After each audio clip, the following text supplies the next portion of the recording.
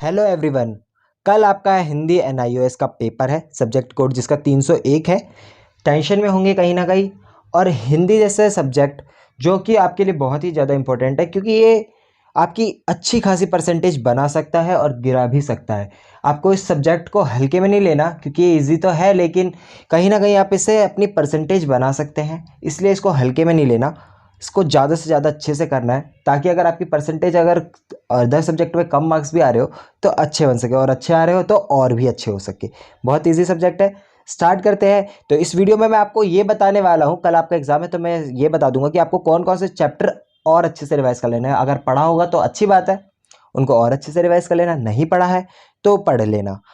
और मैं आपको शाम को 7:30 बजे लाइव आऊँगा। उस सेशन में आपको कुछ चीज़ें हैं, जैसे पत्र कैसे लिखना है, निबंध कैसे लिखना है, प्रतिवेदन क्या होता है, ये सारी बातें मैं आपको उस लाइव सेशन में बताने वाला हूँ। तो उस लाइव सेशन को मिस मत करना। आप आ जाना शाम को 7:30 बजे। तो स्टार्ट करते हैं। अभी हम इसमें इंपॉर्टेंट चैप्टर तो डिस्कस करेंगे, साथ में अभी हम एक क्वेश्चन पेपर लेके आपको बताने वाला हूँ किस टाइप का क्वेश्चन पेपर आपका आने वाला है। तो स्टार्ट करते हैं वीडियो। तो ये रहा प्रीवियस ईयर का क्वेश्चन पेपर है हमारे सामने। सेट ए है, तीनों सेट में मेरे पास अवेलेबल है। लिंक मैंने डिस्क्रिप्शन में डाल दिया है, आप जाके देख सकते हैं पीडीएफ को। तो स्टार्ट करते हैं। तो ये रही कुछ इंस्ट्रक्शंस दे रखी है, वो इंस्ट्रक्शंस देख लेते हैं। परीक्षार्थी प्रश्न पत्र के पहले पृष्ठ पर अपना अनुक्रमांक अवश्य लिखें, यानी कि यहाँ पे अपना रोल नंबर वगैरह लिखना है। ऊपर जो जगह दे रखी है यहाँ पे आपको यहाँ पे अपना रोल नंबर लिखना है, ठीक है। और उसके बाद यहाँ पे आपको अपनी डेट, आज जैसे कल एग्ज़ाम है तो कल कितनी तारीख है, कल 8 तारीख है, तो 8/4/2022 आपको लिख देनी है डेट यहाँ पे। और टीचर साइन करेगा अपना। आगे क्या बोला है, कृपया प्रश्न पत्र को जांच ले कि प्रश्न पत्र में कुल कितने पृष्ठों तथा प्रश्नों की संख्या है, जितने प्रथम पृष्ठ के सबसे ऊपरी छपी हुई है, इस बात की जांच कर ले। क्या बोल रहा है कि ये पॉइंट बोल रहा है कि जितने क्वेश्चंस दे रखे हैं इसमें आपको जांच लेना है कि उतने क्वेश्चंस है या नहीं है। अगर कम हो तो टीचर को कंप्लेन करनी है कि इसमें कम क्वेश्चंस है। उत्तर पुस्तिका में पहचान चिन्ह बनाने अथवा निर्दिष्ट स्थानों को अतिरिक्त कहीं भी अनुक्रमांक लिखने पर परीक्षार्थी अयोग्य ठहराया जाएगा। कि आपको कहीं पे भी कुछ भी नहीं लिखना है, जो हर एग्जाम में दिया बोलता है टीचर कि कुछ भी नहीं लिखना है टीचर एग्जाम पेपर पे रोल नंबर के अलावा। आगे बढ़ते हैं। अपनी उत्तर पुस्तिका पर प्रश्न पत्र का कोड 62OSS2A लिखें। अब ये कोड होगा, सब्जेक्ट कोड, ये सॉरी उत्तर पुस्तिका कोड है, ये उसमें लिखनी होती है। आंसर शीट जो आपको मिलती है आपको पता होगा, टीचर समझा देगा जब एग्ज़ाम स्टार्ट होगा। आगे बढ़ते हैं। तो ये रहा, अब कैसे कैसे आएगा ये दे रखा है यहाँ पे। इस प्रश्न पत्र में 3 खंड होंगे, ठीक है, 3 पार्ट्स, 3 सेक्शंस होंगे। सेक्शन क ख ग, का में सभी प्रश्न करने हैं, आपको सभी प्रश्नों का हल करना है। तो ये हमारी बुक्स होगी 1 2 3 4, जो हमारी पुस्तक थी वो सारी की सारी इसमें आ जाएगी क में। और ख और ग में हमारा जो पुस्तक 5 थी उसमें क और ख 2 थे ना, तो वही इसमें आएंगे। तो उनमें से कोई एक करना है। तो ये बोला हुआ है कि कोई भी एक खंड करना, वो 15 मार्क्स का आपका आएगा। बाकी 85 खंड का आपका 85 मार्क्स का होगा। ख और ग इन दोनों में से एक करना, और ये 15 मार्क्स कैरी करेगा। तो ध्यान से करना है, आपको कहीं पता चले आप ख भी और ग भी दोनों करा है तो ऐसा नहीं करना है, सिर्फ ख या ग में से एक करना है।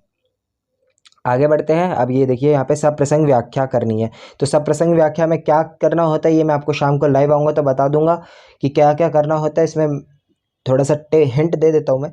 राइटर का नाम लिखना होता है, कौन से चैप्टर से ली गई होती है, और इस पूरे के पूरे पैराग्राफ में क्या बोला जा रहा है वो आपको एक्सप्लेन करना होता है, ठीक है। तो ये 2 चॉइस में है, एक ये रहा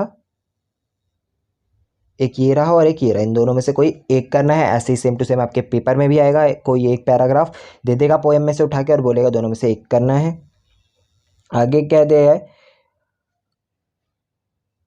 काव्य पंक्तियों का काव्य सौंदर्य लिखिए। तो इसमें क्या लिखना होता है आपको, बेसिकली ये किस राइटर ने लिखी है, और वो राइटर जो है भक्ति काल का है, रीति काल का, कौन सा राइटर है वो, सॉरी कवि है वो लिखना है, पॉइंट जो होता है हमारा वो लिखना है। और इसमें क्या क्या अलंकार है, क्या क्या इस पंक्ति की खासियत है, वो सारी बातें इसमें लिखनी है। अब बढ़ते हैं नेक्स्ट पेज पे। अब यहाँ पे कुछ क्वेश्चन दे रखे हैं कि निम्नलिखित में से किन्हीं दो प्रश्नों के उत्तर लगभग 35 से 50 शब्दों में दीजिए। तो कोई भी दो क्वेश्चन उठाने और आपको कर लेने हैं। जैसे मीरा की अतिरिक्त आंतरिक पीड़ा का कारण क्या है, कि मीरा की अंदर जो पीड़ा हो थी उसकी क्या वजह थी, वो लिखना है इसमें। पद्माकर के अनुसार गोपी की ओर एक साथ कौन कौन कब दौड़े, ये बताना है इसमें। मुझे कदम कदम पर, ये कविता है, मुझे कदम कदम पर मैं कविता मुस्कुराकर प्यारी भरी बातें किससे और क्यों करना चाहती है, तो ये बताना है। मौन अथवा मैं नीर भरी दुख की बदली कविता को का केंद्रीय भाव 35 शब्दों में लिखना है। अब क्या मतलब उस कविता में क्या बोलना चाह रहा था, वो सारी बातें आपको इसमें लिखनी है 35 वर्ड्स में। ज़्यादा मतलब शॉर्ट टाइप में आपको लिखना है, ज़्यादा बड़ा नहीं, जितना बड़ा ये 2 मार्क्स का ये आएगा आपका। आगे बढ़ते हैं। निम्नलिखित पंक्तियों में निहित छंद और अलंकार का नाम लिखिए। अब कौन सा छंद है इस 2 पंक्तियों में और कौन सा अलंकार है, वो आपको लिखना है। आगे बढ़ते हैं। प्रगतिवादी काव्य शोषितों के प्रति सहानुभूति का काव्य स्पष्ट कीजिए, तो ये करना है। या फिर नई कविता की 2 प्रमुख विशेषताएं बताइए, इन दोनों में से कोई एक करना है, 2 मार्क्स का ये भी। आगे बढ़ते हैं। क्वेश्चन नंबर 6 में निम्नलिखित गद्यांश की सप्रसंग व्याख्या कीजिए। इसको भी सेम टू सेम वैसे ही करना जैसे हमारा पहले काव्यांश दे रखा था, इस बार अब गद्यांश दे रखा है यानी कि पैराग्राफ। तो इसको भी सेम टू सेम वैसे ही करना है। कौन से चैप्टर से लिया गया है, कविता का सॉरी राइटर का नाम लिखना है। इस पैराग्राफ में क्या बोलना चाह रहा है उसको फुल्ली एक्सप्लेन करके लिखना है। दोनों में से कोई एक पैराग्राफ करना है, ये ए है ये बी है, दोनों में से एक करना है। जब भी क्वेश्चन करे तो इसको का मान ले और इसको खा मान ले, लिख दे। आप जोन सा भी कर रहे हो, आपको जो भी अच्छे से आता हो वो कर लेना है आपको। आगे बढ़ते हैं क्वेश्चन नंबर 7 पे। पठित पाठ के आधार पर राजेंद्र यादव अथवा रामचंद्र शुक्ल की भाषा शैली की 2 विशेषताएं लिखिए। तो अब यहाँ पे उनकी भाषा कैसी थी उसके बारे में लिखना है। निम्नलिखित में से किन्हीं 2 प्रश्नों के उत्तर लगभग 35 शब्दों में लिखिए। ये भी same to same short answer है, 2 करने हैं यानी 1 मार्क्स, एक क्वेश्चन हमारा 3 मार्क्स का है। जो भी आसान लगे आपको वैसे कर लेना है, ठीक है। कुटज वृक्ष की 2 विशेषताएं, कुटज वृक्ष की 2 विशेषताएं बतानी है। बांझ का झूमता हुआ पेड़ किसका प्रतीक है, ये बताना है। 2 पीढ़ियां की कलागत मूल्यों पर बहस चल रही है, लेखक क्या कहना चाहते हैं, तो ये बताना है। तीनों में से जो भी आसान लगे वो कर लेना है आपको। ये नहीं कह रहा मैं कि यही क्वेश्चन आएंगे, क्वेश्चन तो कुछ और आएंगे, ये तो प्रीवियस ईयर का पेपर है। आगे बढ़ते हैं। Question number 9। निम्नलिखित में से किस, अब ये थोड़ा लॉन्ग टाइप आंसर है, ये 50 शब्दों में इनका आंसर देना है। विराटा की पद्मिनी उपन्यास का संदेश बताइए, कि क्या संदेश उस चैप्टर से उपन्यास से देना चाह रहा था राइटर, वो लिखना है। कुमुद की 3 चारित्रिक विशेषताएं बताइए। उपन्यास की भाषा शैली पर टिप्पणी कीजिए, कैसी भाषा शैली होती है उपन्यास की, ये बताना है इसमें। आगे बढ़ते हैं। छोटी रानी ने रामदयाल को सर्वप्रथम क्या आदेश दिया, 1 मार्क्स का ये है। देवी सिंह ने गोमती को अपनाने के प्रस्ताव पर क्या उत्तर दिया, तो ये दोनों का आंसर आपको दे देना है। अब आगे बढ़ते हैं। निम्नलिखित काव्यांश को पढ़कर प्रश्नों के उत्तर लिखिए। तो इस पोएम को पढ़ना है आपको। पोएम का एक छोटा सा छंद है, मतलब कुछ लाइनें उठा ली गई हैं, आपको उसको पढ़ना है और उसके बाद उसको एक्सप्लेन करना है, क्वेश्चन के आंसर देने हैं। जैसे ये कवित्री की सबसे छोटी क्यों होना चाहती थी, ये बताना है। बड़े होने से क्या हानि है, ये बताना है।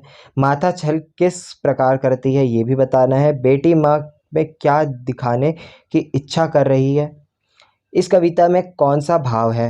अब ये 3 भाव दे रखे हैं, विरह, लगाव, ईर्ष्या, इन तीनों में से कौन सा भाव है, इसे आपको ये बता देना है। पोएम पढ़ना है और ऐसे जवाब देना है। आगे बढ़ते हैं। नेक्स्ट पेज पे आते हैं। अब ये गद्यांश दे दिया है, हिंदी का पेपर में यही प्रॉफिट होता है, अगर आपने चैप्टर नहीं भी पढ़ रखे ना तो भी आप स्कोर कर सकते हैं, बस आपको थोड़ा सा फॉर्मेट पता होना चाहिए। लेकिन हमें ये गलती नहीं करनी है, सिर्फ हमें पास नहीं होना है, हमें अच्छे खासे मार्क्स स्कोर करने हैं और दिखा देना सबको कि एनआईओएस वाले बच्चे किसी से कम नहीं होते। तो ये गद्यांश दे दिया है, विज्ञान की राह पर चलने वाले धर्म की उपेक्षा क्यों करने लगते हैं, ये बताना है ऊपर से देख के। धर्म का लक्ष्य क्या है, विज्ञान और धर्म के लक्ष्य में क्या भिन्नता है, विज्ञान और धर्म में क्या समानता है। तो ये सारे पैराग्राफ पढ़ोगे तो आपको एक्सप्लेन करने को मिल जाएगा। ये डाल दिया पीडीएफ मैंने डाल दिया, आप जाके देख सकते हैं क्वेश्चंस को। दोनों के लक्ष्य एक दूसरे के पूरक कैसे हैं, उचित शीर्षक, अलग अलग में कौन सा विराम चिन्ह है, योजक निर्देशक या अल्पविराम, वैज्ञानिक शब्द में कौन सा प्रत्यय है, ये बताना है आपको।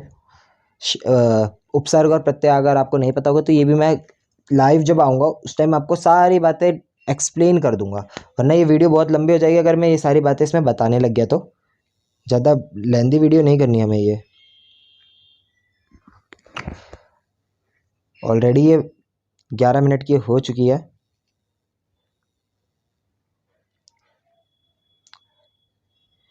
कोष्ठक में दिए गए निर्देशानुसार शब्द दीजिए, उत्तर दीजिए। अब ये जो दे रखे ब्रैकेट में उसके अनुसार इनके उत्तर देने। तो सेवक हमारा एक तरीके से हम सर्वेंट को बोलते हैं सेवक, तो उसका मालिक यानी ऑनर, तो सेवक का क्या होगा, मालिक। पराधीन का स्वाधीन होता है, जो कभी ना मरे अमर कहते हैं उसको, एक शब्द में उत्तर देना है। आकाश दो पर्यायवाची, गगन अंबर हो गया। अतिथि और हानि, इन दोनों शब्द में एक शुद्ध रूप यानी गलत लिखा हुआ है, तो अतिथि में गलत लिखा है, ता पे छोटी की मात्रा आती है, और हानि में भी ना पे छोटी की मात्रा आती है, तो ये भी सही कर लेना है आपने। नाक में दम करना एक मुहावरा है, इसको वाक्य में प्रयोग करना है, तो कैसे भी कर सकते हैं। नाक में दम करने का मतलब क्या होता है पता ही होगा आपको। आगे बढ़ते हैं, क्वेश्चन नंबर 14 पे आते हैं। निम्नलिखित अंश का सार लगभग 1/3 शब्दों में लिखिए और एक उपयुक्त शीर्षक भी दीजिए, यानी इसकी समरी, इस पूरे पैराग्राफ की आपको समरी तैयार करनी है और उसको एक नाम देना है, शीर्षक दे देना है।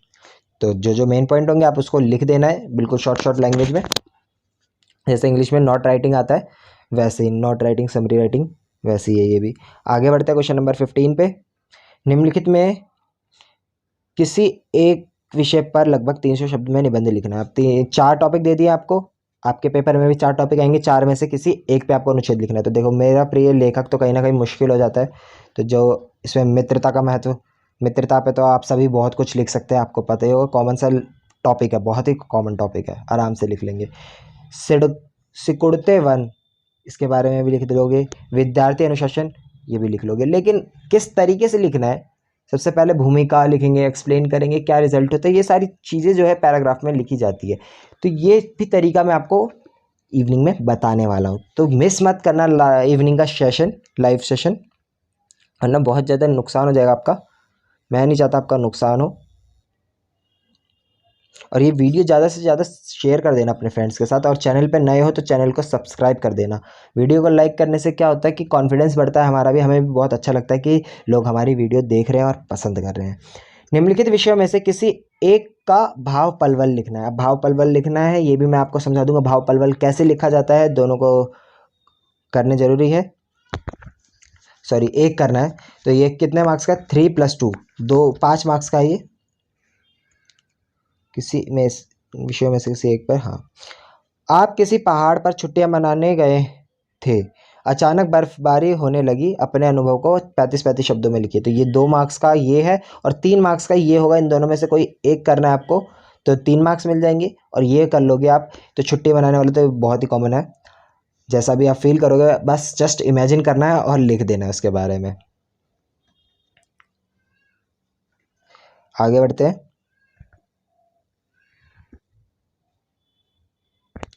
Question number 17। अपनी बीमारी के बारे में बताकर अवकाश मांगते हुए कार्यालय के प्रबंधक को पत्र लिखिए। कार्यालय का प्रबंधक यानी मैनेजर को, और लेटर लिखना है आपको,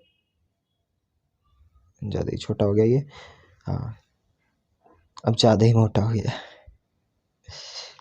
बस ठीक है। आगे बढ़ते हैं, प्रारूपण से आप क्या समझते हैं, इसकी 2 विशेषताएं लिखिए, या फिर टिप्पण लेखन के प्रकार लिखने हैं। तो ये सारी चीज़ें मैं आपको शाम को बताने वाला हूँ, मिस मत करना। और अब ये आया है ख पार्ट, ये तो 3 मार्क्स का है, दोनों में से कोई एक करना है। 3 मार्क्स का, ये वाला जो है 4 मार्क्स का। ये आपने छोटी क्लास में करा होगा, 9th क्लास में, 10th क्लास में, जब मैथ का पेपर होता है उसमें बहुत आता है ये क्वेश्चन, ऐसे क्वेश्चन वगैरह आते हैं ग्राफ वाले। तो ये यही है, ग्राफ बनाना है आपको। कौन सा बनाना है? एक कक्षा में 54 छात्र है, उन्होंने गणित के विज्ञान में जो अंक प्राप्त किए उन्हें सामूहिक बार चित्र में दिखाइए। तो कैसा बनता है मैं आपको दिखा देता हूँ। तो एक लाइन यहाँ से मैं शेप ले लेता हूँ ताकि आपको आराम से समझ में आ सके। इरेज कर दूँ पहले में से।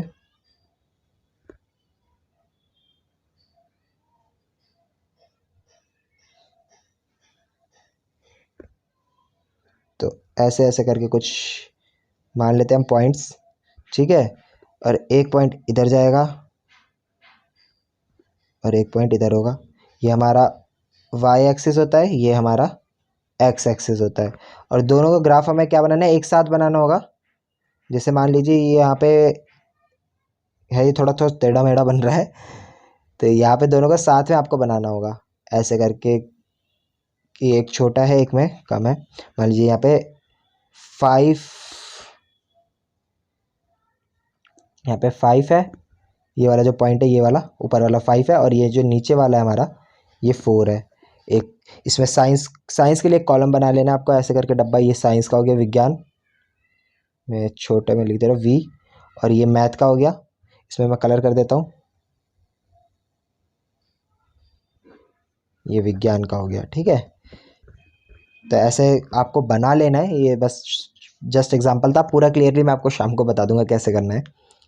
आगे बढ़ते हैं, नेक्स्ट पेज पे आते हैं। इसके बाद हम डिस्कस करेंगे इम्पॉर्टेंट चैप्टर्स जिनको आपको पढ़ लेना है।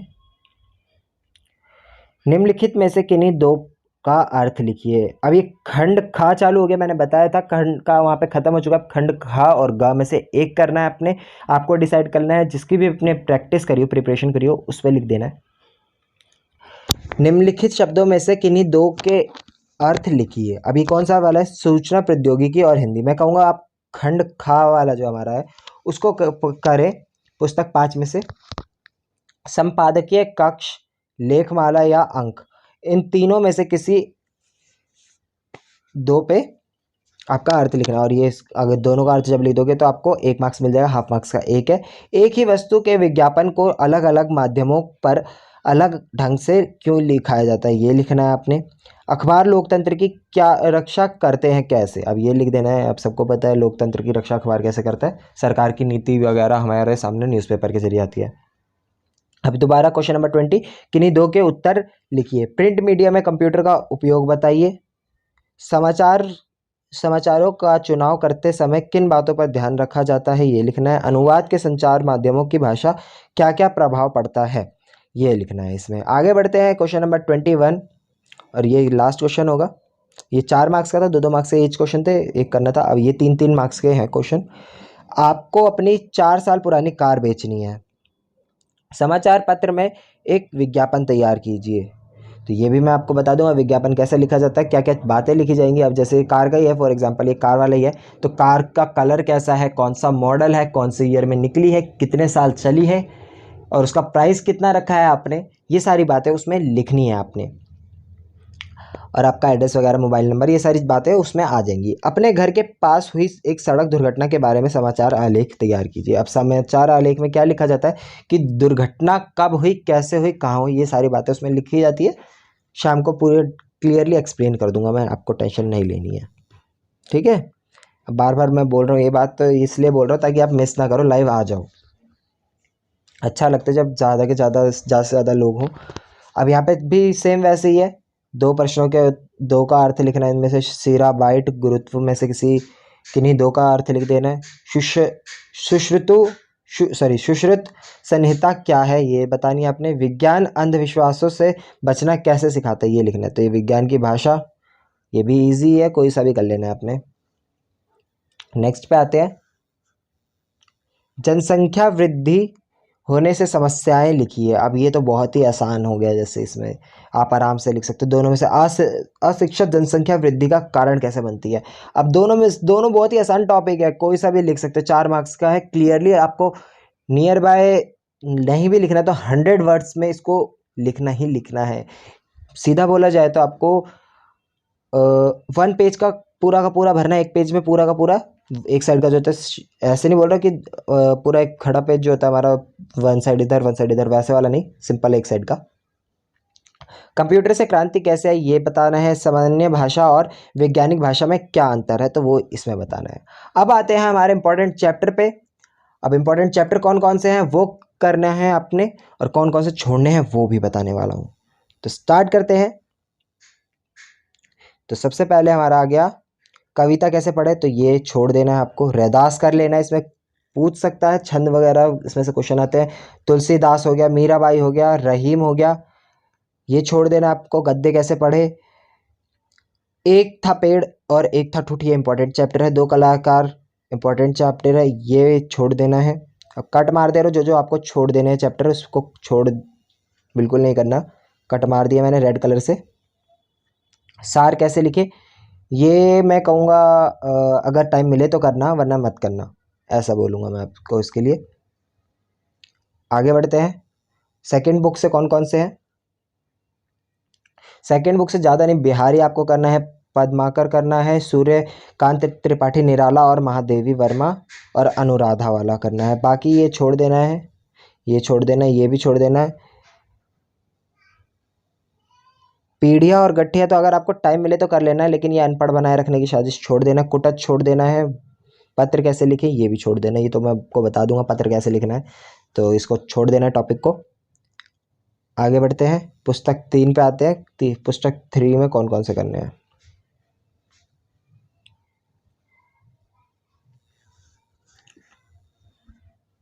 अब ये भाव पलवल प्रतिवेदन टिप्पणी, ये तो मैं शाम को बताने वाला हूँ, तो इनको भी नहीं छोड़ना है, क्वेश्चन आ जाते हैं इनमें से भी। पुस्तक 3 रामधारी दिनकर करना है, गजानन मुक्ति बोध करना है, राजेंद्र उपाध्याय करना है। ये हिंदी काव्य का विकास की यात्रा छोड़ देना है। कभी क्वेश्चन आते कभी नहीं आते, ये तो इम्पोर्टेंट है नहीं वैसे।